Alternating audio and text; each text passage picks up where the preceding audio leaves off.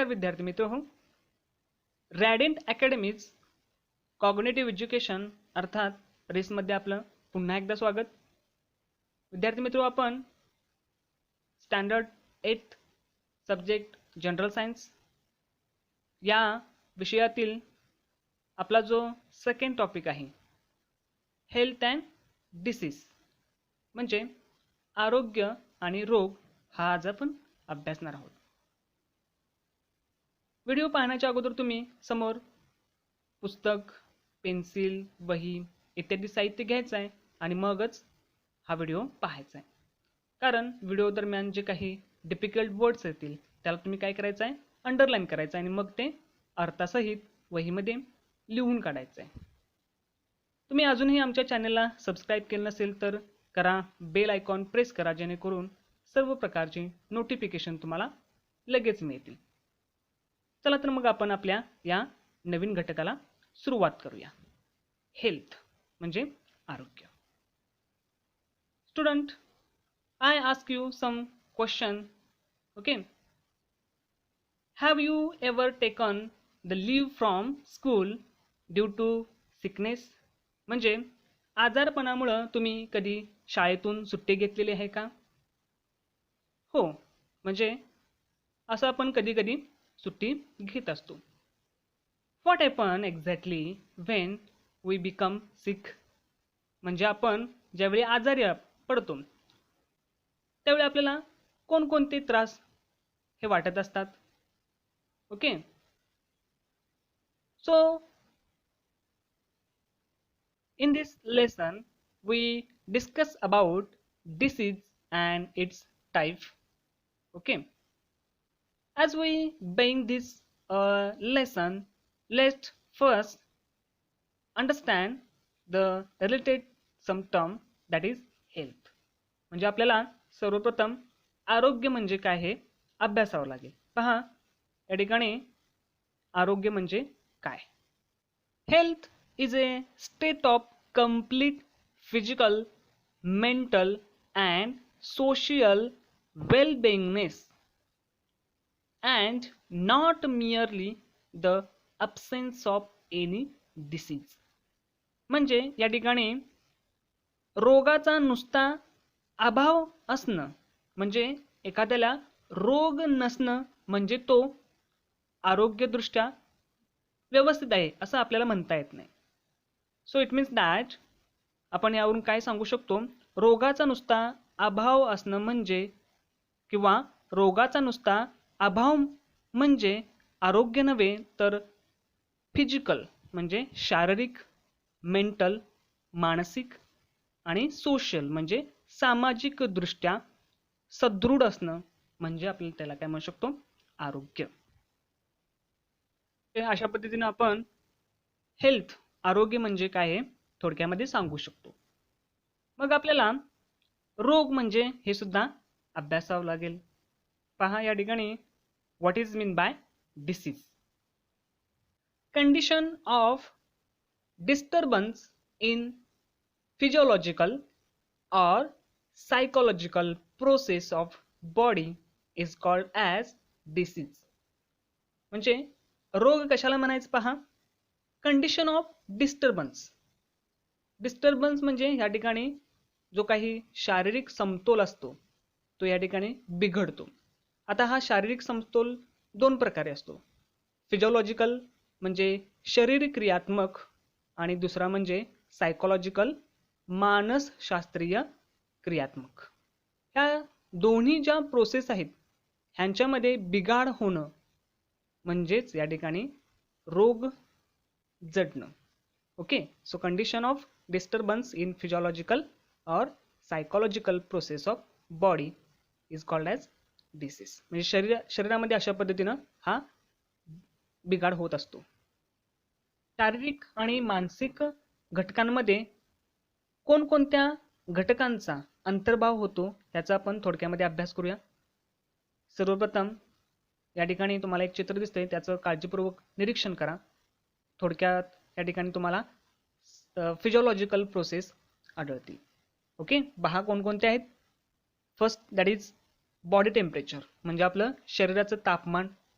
व्यवस्थित नियंत्रित राखणं, रेस्पिरेशन श्वसन असेल, सर्क्युलेशन म्हणजे रक्ताभिसरण संस्था, कॉन्शियसनेस म्हणजे आपली चेतना क्षमता, ॲसिड बेस वॉटर बॅलन्स म्हणजे आपल्या शरीरातील ज्या काही ग्लँड्स असतील किंवा इतर सर्व ॲक्टिव्हिटी असतील हे आपल्याला फिजिओलॉजिकल शरीर क्रियात्मक प्रोसेस ह्या नियंत्रित राखल्या जातात. आणि दुसरी प्रोसेस आहे ती म्हणजे मानसशास्त्रीय सायकोलॉजिकल प्रोसेस. ह्याच्यामध्ये ही सर्व प्रोसेस ह्या माइंडशी रिलेटेड असतात. So it means that a physiological process, so it means that physiological process, it is branch of biology which deals with normal functioning of living organism. म्हणजे आपल्याला जे काही तंदुरुस्त जे काही सर्व सजीव आहेत त्यांच्यामध्ये ह्या क्रिया नियंत्रित राखल्या जातात. On other hand, psychological process means it is the scientific study of mind. म्हणजे आपल्या मेंदूची पूर्णतः या ठिकाणी शारीरिक दृष्ट्या चाचणी करून निदान करणं म्हणजे आपल्याला या ठिकाणी सायकोलॉजिकल प्रोसेस ही म्हटली जातं. यावरून आपण या दोन्ही प्रोसेसमध्ये समन्वय असणं म्हणजे आपलं आरोग्य फिट असणं असं आपण थोडक्यामध्ये म्हणू शकतो. It means that each disease has its own specific symptoms. म्हणजे प्रत्येक रोगाची जे काही सिम्पटम्स म्हणजे लक्षणे आहेत ती वेगवेगळ्या प्रकारची असतात. आता या चित्राचं तुम्ही काळजीपूर्वक निरीक्षण केलं तर तुम्हाला या ठिकाणी काही रोगांचे सिम्पटम्स पाहायला मिळतील. उदाहरणार्थ रॅशेस असतील, कफ असेल, कोल्ड असेल किंवा इतर जे काही विविध आपल्याला सिम्पटम्स हे आपल्याला रोगानुरूप वेगवेगळे पाहायला मिळतात. त्यानंतर आपण काही रोगांचा अभ्यास करू. सम डिसीज पहा. या ठिकाणी आपल्याला या चित्रामध्ये कोणत्या प्रकारचा हा डिसीज असू शकतो पहा. ओळखा पाहू. बरोबर, दॅट इज डायबिटीज, ज्याला आपण काय म्हणतो मधुमेह. प्रपोर्शन ऑफ शुगर म्हणजे आपल्या रक्तातल्या साखरेचं प्रमाण वाढलं की डायबिटीज म्हणजे मधुमेह हा आजार होतो. यानंतर हा पुढचा रोग आहे तो म्हणजे कॉमन फ्लू, ज्याला आपण रेग्युलर टेम्परेचर जे बॉडी टेम्परेचर असतं ते वाढतं. मग त्याच्यामध्ये सर्दी असेल, ताप असेल, कफ असेल इत्यादी. यानंतर हा जो आहे ओळखा पाहू. हा येतो म्हणजे हार्ट डिसीज, हार्टच्या संदर्भात असणारे सर्व प्रकारचे रोग. यानंतर अस्थमा म्हणजे दमा, वयस्कर व्यक्तींच्या मध्ये किंवा अगदी लहान अगदी 18 to above अशांना सुद्धा हा दमा होऊ शकतो. यासाठी कारणे सुद्धा वेगवेगळी आहेत. यानंतर हा पुढचा जो रोग आहे हा आपल्यासाठी जो आहे तो म्हणजे हेरिडिटरी डिसीज म्हणजे अनुवंशिक रोग आहे.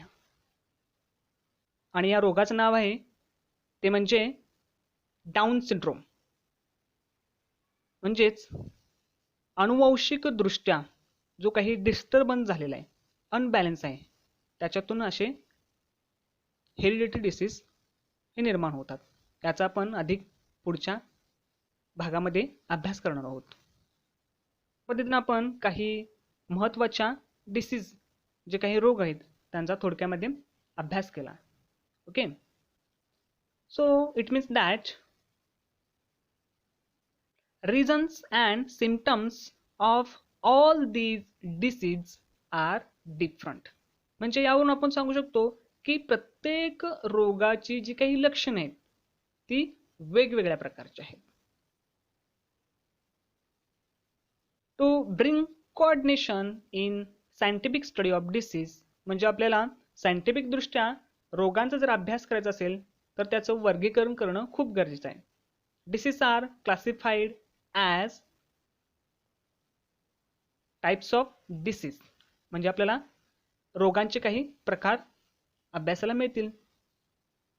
पहा या ठिकाणी first that is according to duration, म्हणजे कालावधीनुसार काही रोग होऊ शकतात.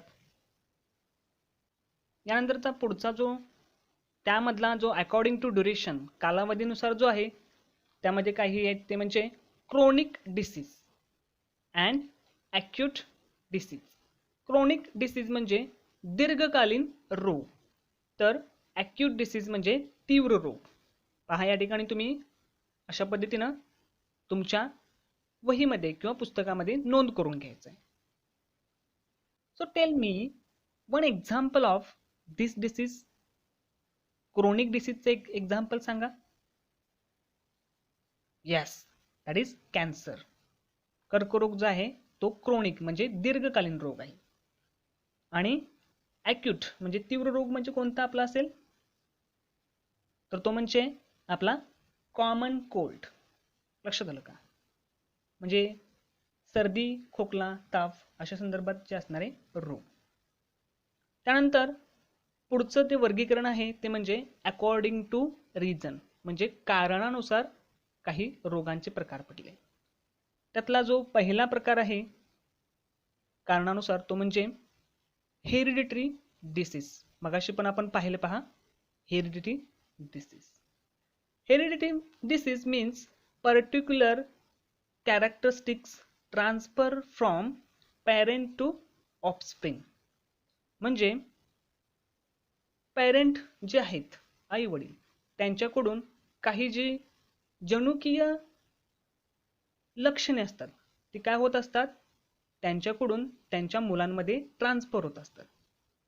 म्हणजे जी हेरिडिटरी आपल्याला अनुवंशिकता आढळते. But some people suffering from this disease, म्हणजेच हे होत असतानाच काही जे काही रोग असतात ते त्यांच्या पॅरेंट्स थ्रू त्यांच्या ऑफस्प्रिंगमध्ये येत असतात. So it is disorder causing developmental or intellectual delay, म्हणजे त्यांच्यामध्ये जो काही विकास असेल किंवा इंटेलेक्च्युअल म्हणजेच बौद्धिक जो विकास असेल तर तो डिले म्हणजे वेळानं घडत असतो. म्हणजे हा सुद्धा एक हेरिडिटरी डिसीज आहे. आणि त्याचं एक एक्झाम्पल म्हणजे या ठिकाणी आपल्याला पाहायला मिळेल तो म्हणजे डाऊन सिंड्रोम. हे ह्याचं उदाहरण असणार आहे या रोगाचं, ते म्हणजे डाऊन सिंड्रोम. याच्यानंतर पुढचा आहे तो म्हणजे ॲक्वायर्ड डिसीज. याला मराठीमध्ये आपण उपार्जित रोग असे आपण म्हणू शकतो. म्हणजे काही रोग हे जन्मल्याच्या अगोदर तर काही जन्मल्यानंतर हे रोग होत असतात. हा जो आहे तो म्हणजे उपार्जित. Do not come from birth, म्हणजे जन्मना नंतर न होणारे काही याच्यामध्ये रोग असतात. तर acquired disease are classified as below. First, infections disease, ज्याला आपण संसर्गजन्य आजार म्हणतो.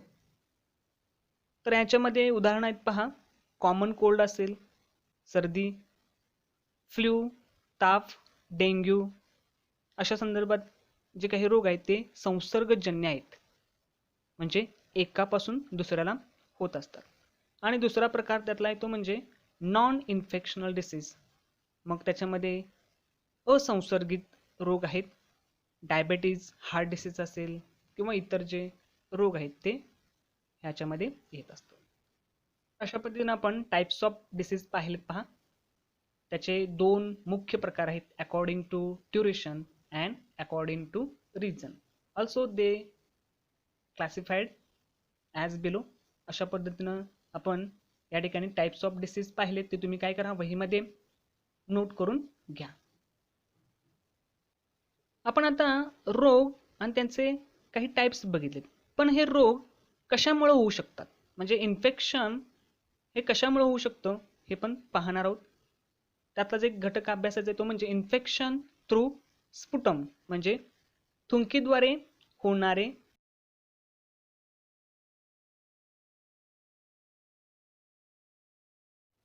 आणि थुंकीद्वारे रोगाचा कसा प्रसार होतो आपण हे अभ्यासूया. स्टुडंट, या ठिकाणी जी काही आकृती दिसते तिचं काळजीपूर्वक निरीक्षण करा. आपण थोडक्यामध्ये इन्फेक्शन थ्रू स्पुटम कशा पद्धतीनं होतं हे अभ्यासूया. पहा, there are 3 region. Okay, first that is,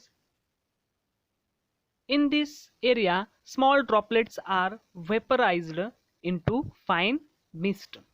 म्हणजे या क्षेत्रामध्ये लहान दवबिंदू केंद्रकात आपल्याला बाष्पीभवन झालेलं पाहायला मिळतं. म्हणजे व्यक्ती थुंकल्यानंतर काय होतं, या ठिकाणी जे काही लहान दवबिंदू असतात ते आपल्याला ह्या पोर्शनमध्ये पाहायला मिळतात. In next region mist remain in the air for several minute to few hours. म्हणजे जे काही दवबिंदू केंद्रके असतात ती या पोर्शनमध्ये आपल्याला हवेमध्ये काही मिनिटापासून काही तासापर्यंत आढळू शकतात. And in third region large droplets settle on the ground within few second. म्हणजे जे आकारानं मोठे असतात दवबिंदू ते आपल्याला जलदरित्या जमिनीवरती हे सेटल डाऊन झालेले पाहायला मिळते. म्हणजे ह्या 3 रिजनमध्ये आपल्याला अशा पद्धतीनं इन्फेक्शन हे आपल्याला स्पुटमद्वारे होतं हे अभ्यासाला मिळालं. नंतर आपण आपल्या पुढच्या घटकाकडे वळूया, तो म्हणजे इन्फेक्शन्स डिसीज म्हणजे संसर्गजन्य रोग. संसर्गजन्य रोग कशाला म्हणायचं पहा. Disease spread through contaminated air, water, food or vectors like insect and other animals are called as infectious disease. म्हणजे कंटॅमिनेटेड या शब्दाचा अर्थ आहे दूषित हवा, पाणी, अन्न किंवा जे काही संबंधित काही कीटक किंवा अदर ॲनिमल्स आहेत त्यांच्यापासून जे काही रोग पसरतात त्यांना आपण काय म्हणतो, इन्फेक्शस डिसीज. असे काही जे काही रोग आहेत त्यांचा आपण अभ्यास करूया थोडक्यामध्ये. पहा, पहिला आहे ट्युबरक्युलोसिस, ज्याला आपण काय म्हणतो, क्षयरोग. या ठिकाणी आपल्याला पॅथोजन म्हणजे कारक घटक असतील, रोगजंतू म्हणूया आपण त्याला.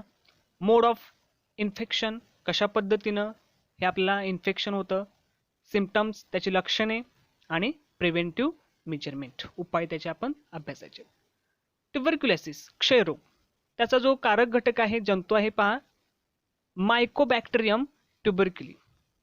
मोड of infection spitting by patient, म्हणजे या ठिकाणी रोग्याच्या थुंकीतून through air. Prolonged contact with and sharing of material of patient, म्हणजे रोग्याच्या वस्तू बराच काळ आपण वापरल्या तरी सुद्धा होऊ शकतो. लक्षणे पहा, क्रोनिक कफ दीर्घकाळ चालणारा खोकला असेल, ब्लडी स्पायटिंग म्हणजे या ठिकाणी आपल्याला थुंकीतून रक्त पडणे असेल, किंवा इमॅसेशन वजन कमी होणं, डिफिकल्ट ब्रिदिंग श्वसनासाठी आजार असतील तर हे झाले त्याचे लक्षणे. याच्यानंतर काही उपाय पहा. BCG व्हॅक्सिन म्हणजे ही लस आहे. आयसोलेशन ऑफ पेशंट म्हणजे या ठिकाणी विलगीकरण करणं त्याचं. And regular medicine like dot, ज्याला आपण डायरेक्ट ऑब्झर्वेशन ट्रीटमेंट असं सुद्धा म्हणतो. हे झालं क्षयरोग ट्युबरक्युलोसिस. यानंतर पुढचा आहे तो म्हणजे हिपेटायटिस, ज्याला जॉन्डायसिस मराठीमध्ये आपण त्याला कावीळ म्हणतो. पॅथोजन हेपेटायटिस व्हायरस ABCDE असे त्याचे आहेत. मोड ऑफ इन्फेक्शन बघा, कंटॅमिनेटेड वॉटर म्हणजे दूषित पाणी असेल, sharing of needles, blood transfusion अशा पद्धतीनं चुकीच्या पद्धतीनं आपण जर न चेक करता जर ब्लड ट्रान्सफ्युजन केलं तर सुद्धा होऊ शकतो. लक्षणं पहा, ॲनोरेक्सिया म्हणजे भूक मंदावणे असेल, त्याच्यानंतर येलो युरिन, जनरल विकनेस अशक्तपणा, नॉसिया, वॉमिटिंग आणि ग्रे स्टूल अशा पद्धतीने त्याची सिम्पटम्स आहेत. प्रिव्हेंटिव्ह मेजरमेंट पहा, drinking boil water and proper cleaning of hand, म्हणजे उकळलेलं पाणी आणि प्रॉपर क्लिननेस करून आपण हा रोग बरा होऊ शकतो. यानंतर पुढचे काही डिसीज पहा, तो म्हणजे डिसेंट्री, ज्याला आपण अतिसार म्हणतो. Pathogen bacteria, virus, shigella, bacilli and entamoeba histolytica अशा पद्धतीने ते पॅथोजन आहेत. Mode of infection contaminated food and water. Symptoms watery stool म्हणजे जुलाब असेल, अँड पेन इन ॲबडॉमिन पोटदुखी. Measurement drinking of boiled water, proper storage of food and ORS consumption, ज्याला आपण ओरल रिस्टेशन अशा पद्धतीनं ते उपाय आपल्याला पाहायला मिळतील. याच्यानंतर पुढचा आहे तो म्हणजे कॉलरा, मराठीमध्ये आपण त्याला पटकी असा रोग म्हणतो. Pathogen vibrio cholerae bacterium. Contaminated food and water हा त्याचा मोड ऑफ इन्फेक्शन. सिम्पटम्स पहा, वॉमिटिंग म्हणजे या ठिकाणी उलट्या होणं, डायरिया किंवा क्रॅम्प्स इन लेग म्हणजे या ठिकाणी आपल्याला पायामध्ये पेटकं येणं. त्याच्यानंतर प्रिव्हेंटिव्ह मेजरमेंट आपल्याला पुढे आहेत पहा, हायजेनिक प्रॅक्टिस करणं आपल्याला. त्याच्यानंतर अवॉइडिंग ओपन प्लेस फूड म्हणजे उघड्यावरचं अन्न न खाणं, बॉईल वॉटर अँड वॅक्सिनेशन हे त्याचे काही उपाय आहेत. त्याच्यानंतर टायफॉइड, ज्याला आपण विषम ज्वर असं म्हणतो, त्याचा जो पॅथोजन आहे पहा काळजीपूर्वक, salmonella typhi. Okay. Contaminated food and water हे त्याचं मोड ऑफ इन्फेक्शन. लक्षणे पहा, ॲनोरेक्सिया भूक मंदावणं, हेडेक डोकेदुखी, रॅशेस ऑन ॲबडॉमिन पोटावरती, पुरळ उठणं, डिसेंट्री असेल किंवा जो फीवर ताप आहे तो जवळजवळ 104 फॅरनहाइट इतका. त्याच्यानंतर त्याचे उपाय drinking clean water, vaccination and proper disposal of sewage. म्हणजे या ठिकाणी आपल्याला सर्व रोगावरती एक कॉमन उपाय आहे तो म्हणजे ड्रिंकिंग बॉईल वॉटर, हे आपण उकळलेलं पाणीच वापरलं पाहिजे. पद्धतीने आपण काही जे काही इन्फेक्शन डिसीज आहे, संसर्गजन्य रोग आहेत त्यांचा अभ्यास केला. यानंतर आपण पुढचा जो घटक आहे, काळजीपूर्वक या चित्राचं निरीक्षण करा. डर्टनेस इन द सराउंडिंग म्हणजे आपल्याला आजूबाजूच्या परिसरामध्ये कशा पद्धतीनं कोणकोणते घटक हे डर्टनेस घाणीचं साम्राज्य पसरवण्यासाठी जे काही जबाबदार आहेत ते आपल्याला अभ्यासायचे आहेत. ते आपल्याला ही प्रश्नांची उत्तरं शोधायची आहेत पहा. First question, where do you see the water logged material shown in picture, म्हणजे चित्रामध्ये तुम्हाला ज्या काही साठवलेल्या वस्तू आहेत त्या कुठं पाहायला मिळतात ते तुम्ही काय करा, शोधून लिहा. Which hazard do you anticipate with the help of this picture. Hazard म्हणजे याच ठिकाणी धोके, म्हणजे या ठिकाणी आपल्याला जे काही चित्रातून जी काही माहिती मिळते त्यावरून आपल्याला कोणकोणते धोके आपल्याला पाहायला मिळतात ते तुम्ही काय करा, वहीमध्ये शोधा आणि लिहा. अशा पद्धतीने आपण हा जो काही पहिला घटक आहे संसर्गजन्य रोग हा आपण पाहिला. Student, see this video for many time and try to understand all concept. Video पुन्हा पुन्हा पहा आणि सर्व कन्सेप्ट समजून घेण्याचा प्रयत्न करा. पुढच्या व्हिडिओमध्ये आपण जे काही डिसीज आहेत ते आपण अभ्यासणार आहोत. तोपर्यंत धन्यवाद.